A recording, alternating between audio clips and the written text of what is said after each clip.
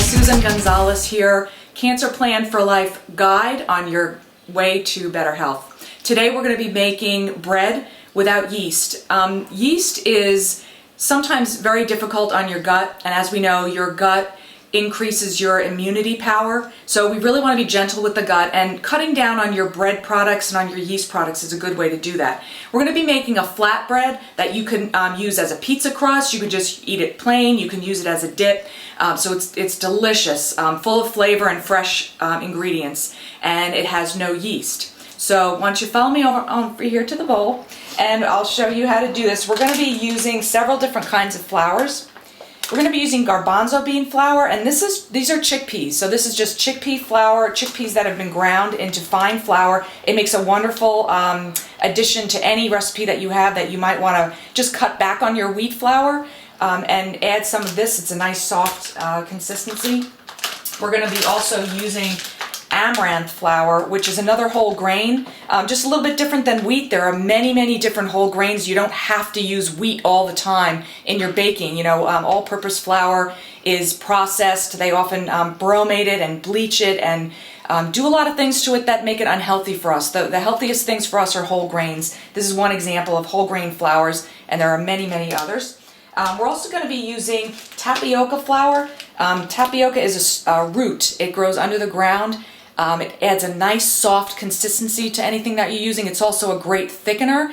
You can use it to make puddings and fillings for different things. It's wonderful, and we'll be using this a lot in the other recipes as you watch. You're also going to use a little bit of baking powder, and you want to make sure that this is aluminum-free baking powder, because we want to cut down on the amount of aluminum we use in our bodies.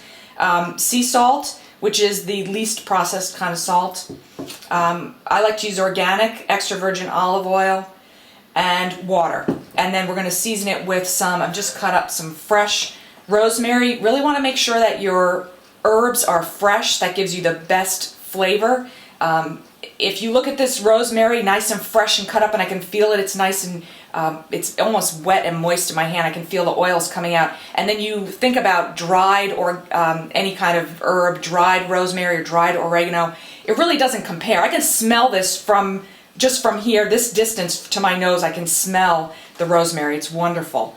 And that helps our mood too. So we're going to start by putting a cup of garbanzo bean flour into the bowl. Garbanzo beans are also perfectly balanced with protein, and it's very good for our intestinal system, helps with the fiber, helps things to move along. So we have a cup of that. I'm going to do a half a cup of tapioca. And again, this just adds, it almost feels like cornstarch. You can almost use it that way. I use this to thicken a lot of things. I use this in my plant-based nacho cheese recipe as well. It works really well. And then we're going to do a cup of amaranth flour. The amaranth is wonderful. It has a nutty flavor to it, and it's beautiful in color. I love the color, and I love the consistency. It's so fine and beautiful. So we're going to mix that all up. We're going to add about 1½ teaspoons of baking powder. This is a half a tablespoon, which is 1½ teaspoons. And you want to make sure this is nicely mixed.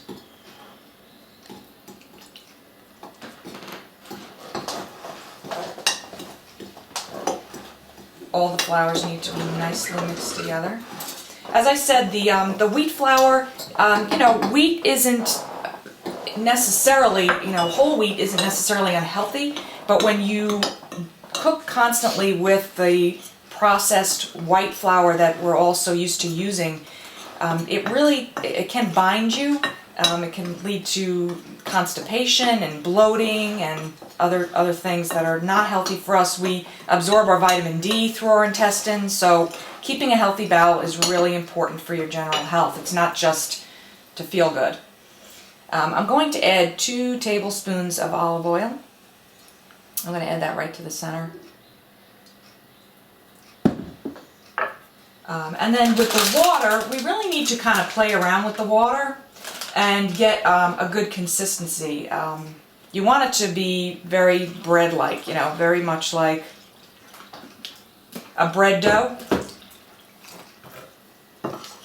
And you'll see when we get in there and knead it with our hands, you'll see how beautiful it is. It's so soft. It's nice to work with. You know, and when you're making something to eat, you need to get in there. You need to feel, you need to smell the ingredients, you need to feel them with your hands. You're going to put this in your body. This is going to become part of you. You know, you need to create. You need to know what you're putting in your body, not just opening a package of something and eating it. So I'm going to stop with this. I've put about 3/4 of a cup of water in there. And that's looking to be a good consistency. It's going to be sticky, but that's okay. You're going to make this into a ball. I'm going to move my stuff over. It's okay if some of that, we're going to put that fresh rosemary right in this bread. So I'm going to put a little bit of amyl on here just so it doesn't stick.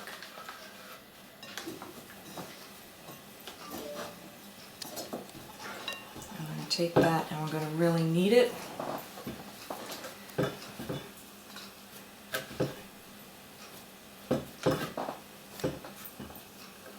Really work it, and I love this dough because it's so soft and light. You know, a lot of the bread doughs, you drop it and it's like a lead weight. You know, this is not. It's just so light and fluffy.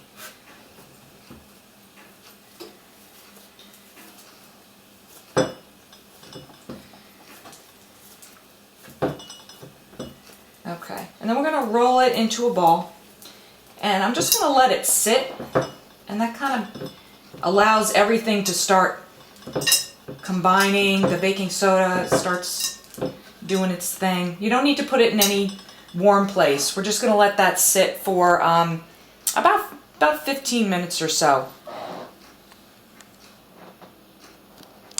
So after we've let this sit for about 15 minutes, we're going to place it on parchment paper. Parchment paper is not wax paper. It's paper that's specially made to go into the oven. You can cook and bake in this with this paper in the oven. And I like to use it rather than aluminum. Again, we want to avoid, just try to get that aluminum out of your life as much as possible. So we're going to take your ball, press it down, and this is, again, very, very soft, very, very easy to press down. I'm going to do just a little bit more flour. If you don't have a rolling pin, you can use any kind of cup, anything that's round that you're going to roll it out with. And you want this to be about 1/4 inch thick. You don't really want to roll it flat like a cracker, although you could make crackers this way. If you want to roll it out super thin and then take a pastry cutter and just make your lines. Don't cut, but gently make some lines crisscross. Don't cut through it, and when you put it in the oven, then you can break those easily. And we're going to do that later on in a different recipe. But for now, we're going to make the bread. So I've rolled this out to, it's about 1/4 inch thick. So you can see it here. It's not too bad. We're going to spray it with a little bit of oil, just a tiny bit. This is an oil mister. It uses air as a propellant as opposed to butane, and there's no soy in here. It's just oil, whatever kind of oil you want to put in here. And then you spray gently, just so you can get things to stick. And then the sea salt, you can either put the sea salt about 1/2 teaspoon in the batter, or you can sprinkle it on top, which is what I'm choosing to do. And then we have the fresh rosemary.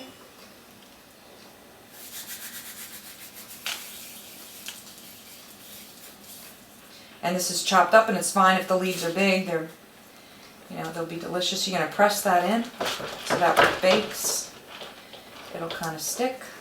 And a little bit more rosemary over here. We don't want to cheat anybody. Everybody gets equal rosemary. I'm just going to press that into the dough. This is going to bake at 350 degrees for about 20 minutes, and then we're going to check it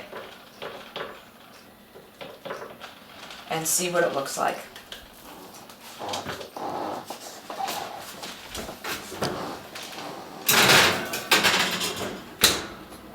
Okay, so we've taken that out of the oven. It's baked for about 30 minutes. The edges are brown. It came out of the oven and it smelled so good that I had to start eating it right away. As you can see, it's like a flatbread. Very important to put the fresh herbs on top. You can do any type of herb. I have rosemary.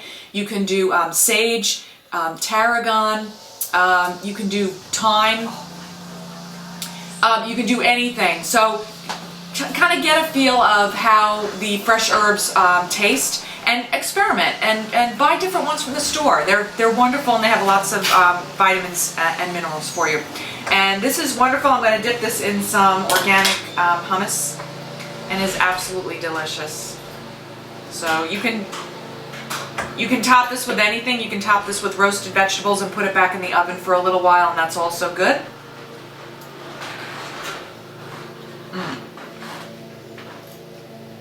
Or you can just eat it plain, like I've been doing all morning. We'll have more tasty recipes for you during the program. Thanks for watching.